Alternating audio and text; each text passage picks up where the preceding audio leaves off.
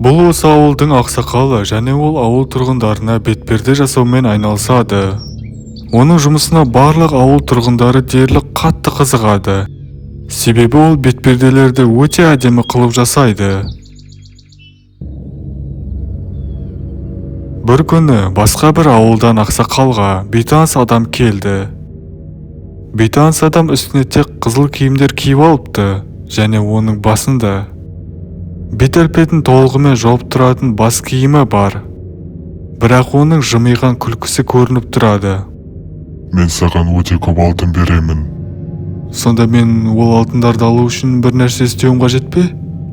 Иә, маған адамның бет-әлпетінен ажырата алмайтындай етіп, бетперде жасап бер.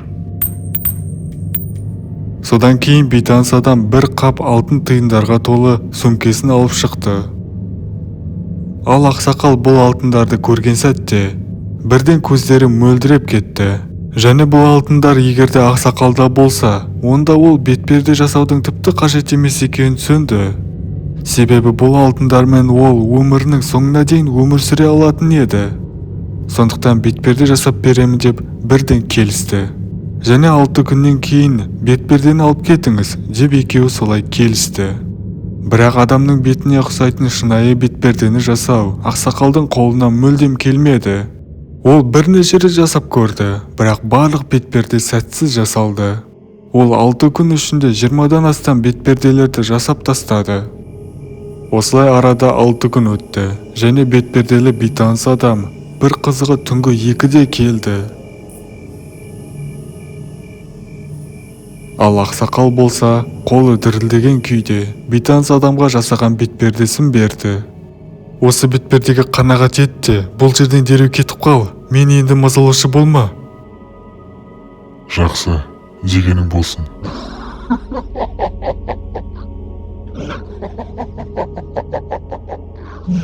Сонымен ол өзіне керекті бетпердені алып кетіп қалды.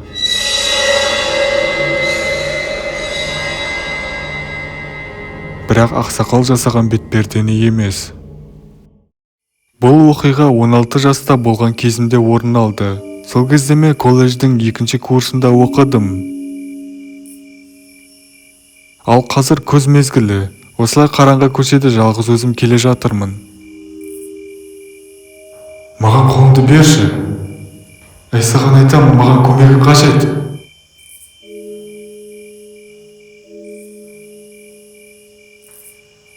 Бұл дауыс кәріз құбырынан шығып жатқан секілді. Біреу ішіне түсіп кеткен болар деген оймен мен құбырдың қасына жақындадым.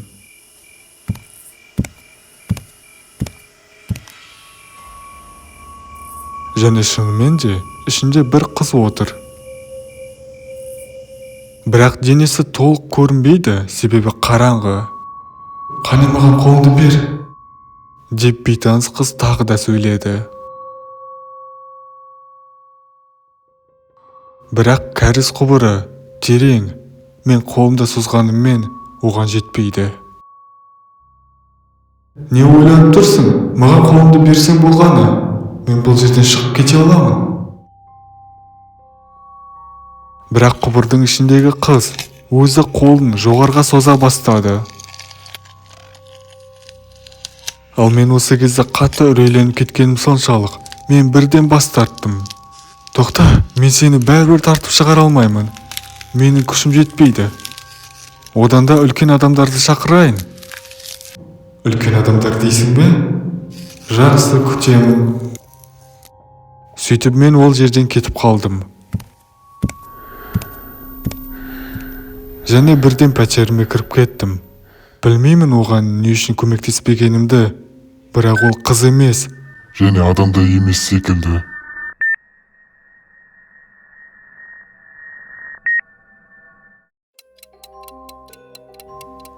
Досым, қалайсың? Қалай, не ойын жақсы болып жатыр ма? Құрсын, мазаңды алмаш. Мұны аяқта қиын болып жатыр. Мұны ойының деген нағыз есірсіз ойын екен ғой. Сен мені алдап соқтың. Қалай сонда? Мен сені алдаған жоқпын. Жоқ, мына ойында қарашы. Бұл нағыз стратегиялық ойын. Бұл стратегиялық ойында миды қолдану қажет. Қандай миды айтып тұрсың? Бұны мен оңай ойнай аламын. Қане маған берші. Жоқ, бірақ менің қарным ашып тұр. Қане, тағам жеп алайық. Бір тапсырыс береміз бе, не істейміз? Әлде сен тағам дайындап жібересің бе? Қой жоқ, мен тағам дайындалмаймын. Одан да тапсырыс бере салайық. Сөйтіп екі дос қарындары ашқандықтан бейне ойындарды ысырып қояды да тапсырыс беруге кірісіп кетеді. Екі дос жайғасып отырып алып, тапсырыс беретін тағамдарды іздей бастады. О, қарашы, пиццаға тапсырыс берсе қалай болады? О, керемет таңдау. Қане тапсырыс бер.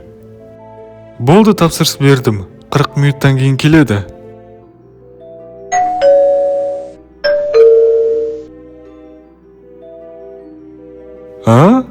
Кенет біреу есікті қаға бастады. Тапсырыс бергеніміз қазір ғана. Қалайша тез арада жетіп келді.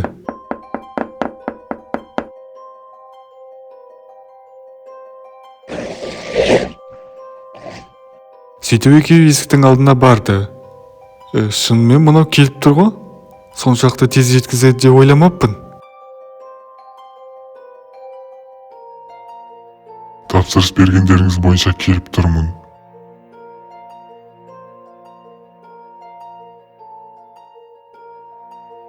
Сөйтіп екі дос есікті ашып пиццаны алды. Сонымен қатар жеткізуші оларға ақша берді.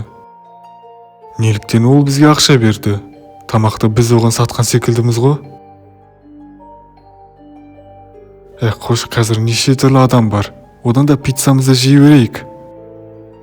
Бірақ олар қорапты ашқан сәтте, қораптың ішінде ешқандай пицца болмады.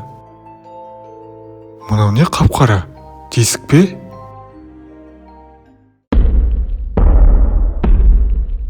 Ішінен бір жағымсыз иіс шығып жатыр, байқадың ба?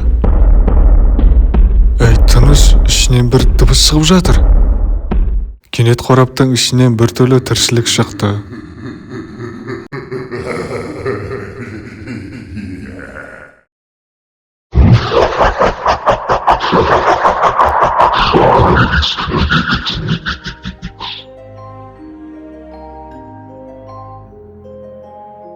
Сен кімсің? Бұл не бөлекет өзі? Менің кешкі астарым.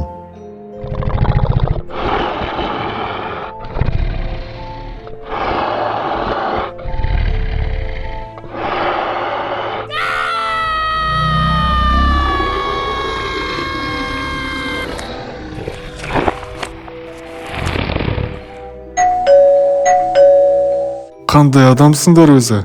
Тамаққа тапсырыс беріп алып, есікті ашпайсыңдар. Жас студент жігіт сабақтан өте кеш шығып, үйіне пойызбен қайтпақшы болады. Пойыз өте ескі екен, ал пойыздың ішіне кірген жігіт қатты таңырқап қалды. Себебі пойыздың ішінде ешкім жоқ, бірде-бір адам жоқ.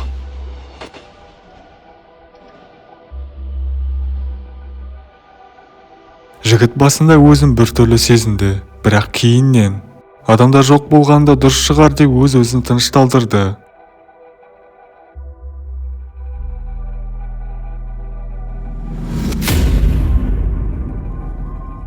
Бірақ сол жақ бұрыштан біреудің отырғаны байқалды.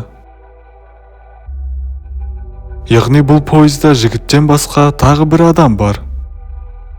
Сәл үрейлі екен мына адам.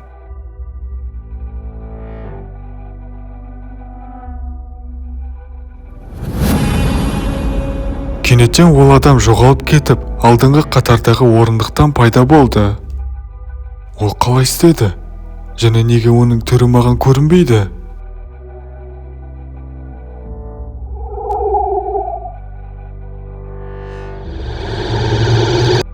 Кейіннен ол адам тағы бір мәрте алға жақындады.